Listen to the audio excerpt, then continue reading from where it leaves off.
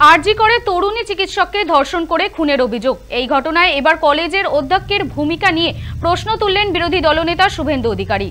রবিবার এক্স হ্যান্ডেলে শুভেন্দু অধিকারী লেখেন, আরজিকর মেডিকেল কলেজের প্রিন্সিপাল সন্দীপ ঘোষের ভূমিকা আতশ কাচের নিচে আসা উচিত।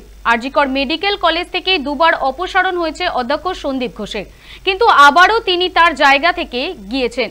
শুভেন্দু লেখেন, একবার 48 ঘন্টার মধ্যে আরজিকরের অধ্যক্ষ সন্দীপ ঘোষের বদলির নির্দেশিকা বদলে যায়, আর একবার মুর্শিদাবাদ মেডিকেল কলেজে বদলি হলেও মাসখানেকের মধ্যে আবার আরজিকরে ফিরে আসেন সন্দীপ।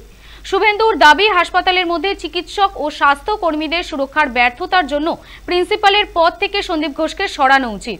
একই সঙ্গে তাকে সাসপেন্ডেরও দাবি জানান শুভেন্দু। অভিযোগ, অধ্যক্ষ ভুল তথ্য দিয়েছেন, ঘটনার পর বিভ্রান্ত করেছেন।